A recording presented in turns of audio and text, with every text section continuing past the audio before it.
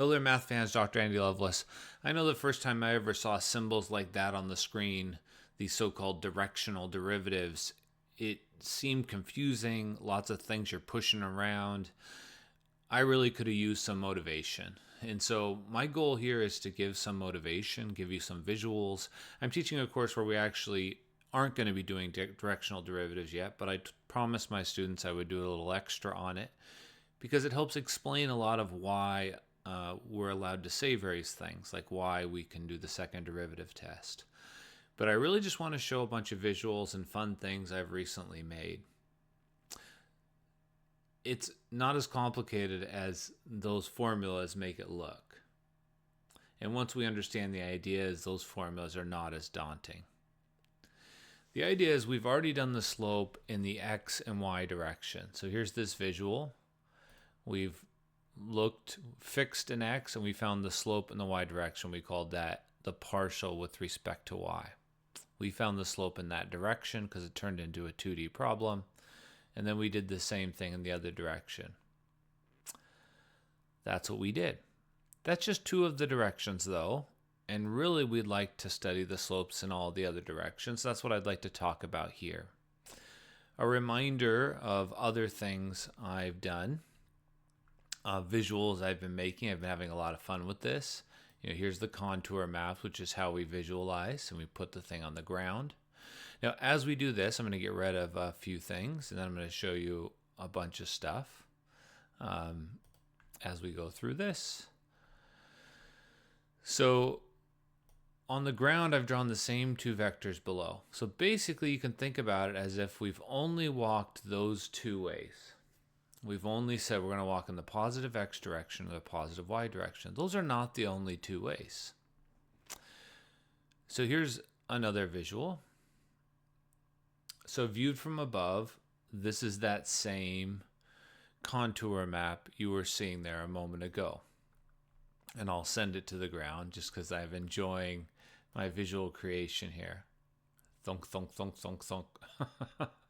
So there it is, sent it to the ground. And we've only looked at it from those two perspectives, the slope in the x direction and the slope in the y direction. And we found those two slopes using regular old partial derivatives. So what we've really done is we've looked, and I have all the things labeled here. If I give a random point, the degree, so that angle I'm going to show you in just a second. I'm going to allow us to move all these things around, is the slope. So that's the slope in the x direction I'm looking at right there. Now I know that when you're looking in 3D, it's sort of tough sometimes to orient yourself. It's actually like this. That's that slope. It says the slope is -2. That's that downward slope you're seeing with the blue vector. If I look straight this way, so 90 degrees, try to get to 90 degrees or close. We'll just get close. The slope is still downward, but not as much. So I'm trying to give as many visuals as I can to get students thinking in terms of what these are. There's nothing that says we have to only look those ways. We could change the angle. In fact, if you make it a unit vector, and you can do that with using sine and cosine, just by making the first component cosine and the second component sine, that unit circle, sure, it's a big thing. You can find all these slopes. And in some directions, it might be uphill. In some directions, it might be downhill. In fact, it is uphill this way, which makes sense. Uphill, uphill, uphill, uphill. In fact, most uphill would be like this, and we have a special name for that. It's called the gradient vector. And there it is. I've drawn it. That's the idea. If you're going to study surfaces, I hope this convinces you that these would be important things to know, important terms to know, important ideas to think about. And that's really my goal of this video. So I'm going to show you several different ones, but this is allowed. I can move this around. The gradient, watch the gradient. It's pointing wherever you go. I'm just having fun with doing this. This is downhill. So this also will help you view a contour map. This is still downhill. At some point, it becomes uphill. You can see the slope is positive. These other numbers, these d, these second derivatives, those are the numbers that come up in the second derivative test. If you find this helpful, give me a comment, a like, subscribe, something. I don't know why I'm making this channel, besides the fact that I just want students to be excited about these things. I don't really have time for this. I'm supposed to be grading 480 exams right now. So if this is interesting, you let me know, because I do intend to talk about and prove the second derivative test and try to give some visuals of why this is. But those are these directional derivatives. We're finding the slopes in these different ways. And I'm going to draw them on here as well, so you can see them. And we actually, from that, can get all of these slopes. So what we're doing is we're getting all of those slopes, not just two, when we compute the directional derivative. Ultimately, it involves first getting this unit vector. And it turns out you can get it from those two numbers. And I'll finish this by showing that explanation. So anyways, it's kind of fun. If you come to the top, you can see that it's downhill in all directions and it's concave down in all directions. And that's really what we're after, to try to prove if we have a maximum. If you're somewhere else, here it's concave down in all directions, but the slope isn't 0. That's pretty slick. All right, let's look at another one. So here's our Pringles chip, and let's look at the contour maps for the Pringles chip. There they are. If I stand somewhere on the Pringles chip and I look at, and I've drawn a few things on here so you can see it. You can see I've turned at a given angle, and I'm drawing several different cross sections, not just at a particular, in the X or Y direction, any direction. So that's what we're doing, and then we're going to find the slope in that direction. I've drawn both the derivative vector, you can see it slightly in green, and I've drawn it on the ground as well, so you can see it. And there it is. Let me move that point somewhere we can see better. In fact, if you're standing right there, you might be able to see a few things. It's going to be downhill, but it might be uphill in a different direction. In fact, it changes concavity. You can see that. So if a point changes concavity at some point, from concave up to concave down, it can't be a maximum or a minimum. So anyways, here we go. The steepest uphill direction is labeled there. I'm turning things around, so this would be uphill, a slope of about 2 if I face that way. If you face, just as we think about contours, if you sort of point along a contour, your slope is basically 0 because you're not changing your height. If you point towards lower contours, it's going to be downhill.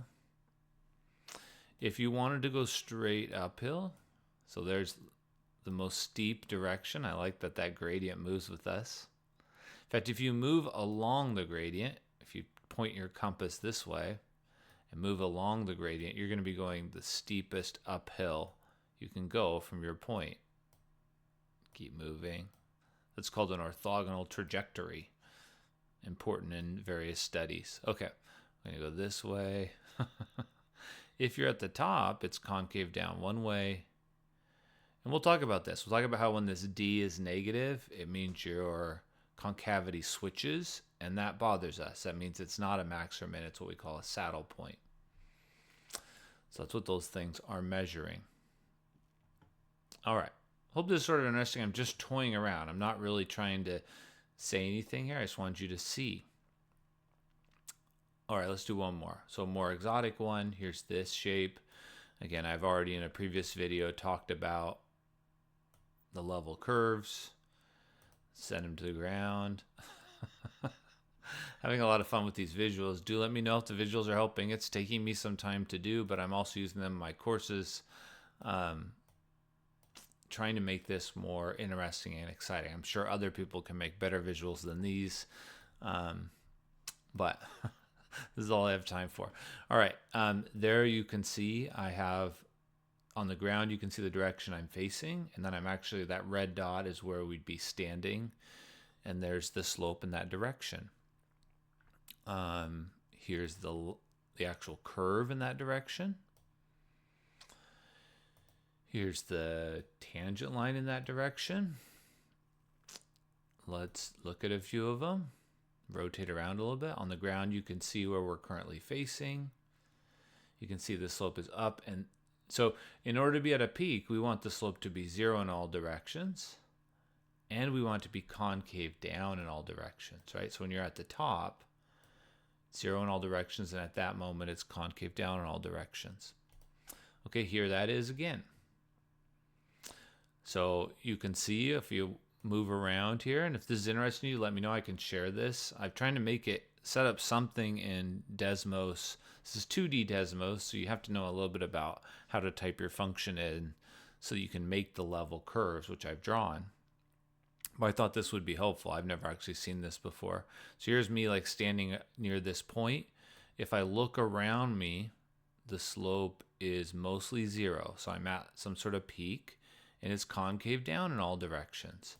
This numbers with the D's is somebody's convenient way, and I'll talk about that if you're interested in a future video, to classify what we're seeing, which is that it is concave down in all directions. It turns out whenever D is positive and both of these are negative, it's concave down in all directions.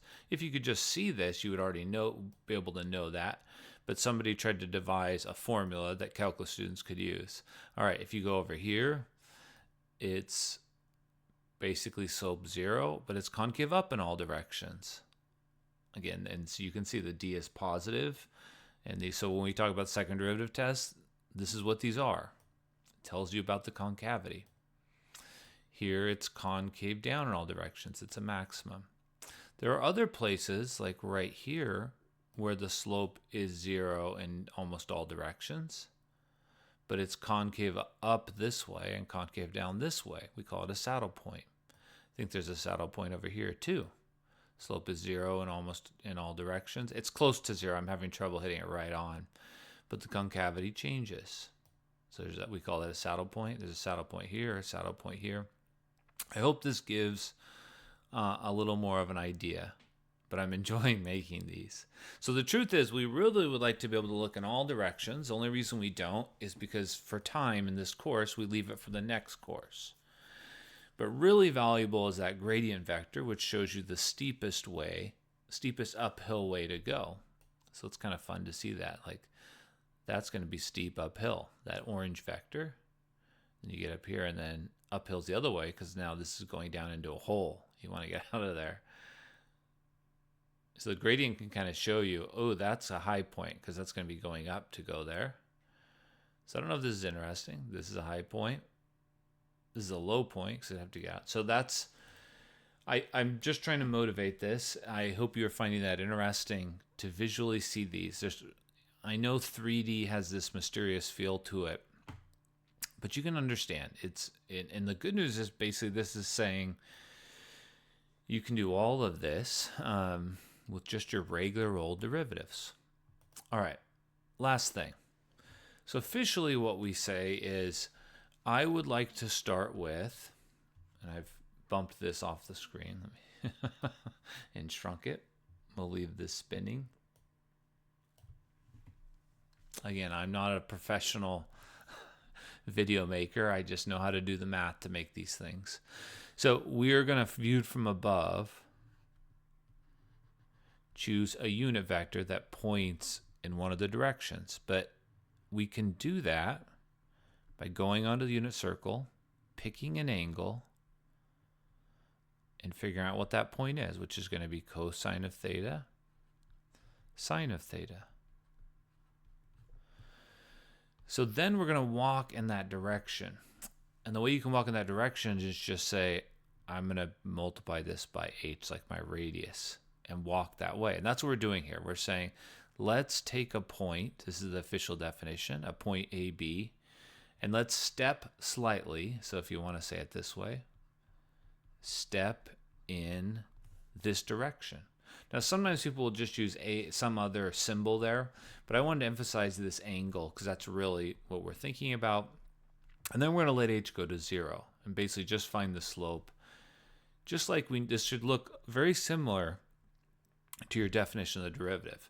Now, there's a clever little thing in the definition, which is the moment we do this, we're basically making it a one variable problem. This is now the variable. In fact, you can make that explicit by saying And again, this is the part where it's good to have some motivation because we're pushing lots of symbols, and this is where we lose students. But this is just explaining where it comes from. So here you have this one variable function. You can take the derivative of that. This is a version of the chain rule. Again, we don't cover this in this course. You'd cover it in 224. But it says you can take the derivative with respect to x. I was going to do an example, but our time's a little short. If you want, I would encourage you. I want students to ask why. This is the example I had ready. I was just going to make up a function, compute the partial derivatives, and then just shove something in here and just show you the derivatives are the same. So you could try make up your own examples. So anyways, the point of this is the derivative. It's a chain rule thing. And the derivative of the inside is just cosine and sine. So you get this fact. And this is part of the reason we don't really need to study directional derivatives to get the basic ideas, because everything can be computed based off of this and the angle. At some point, somebody was like, well, that makes that really interesting. And actually, the steepest direction is when we're pointing that same way. And so let me say something about that.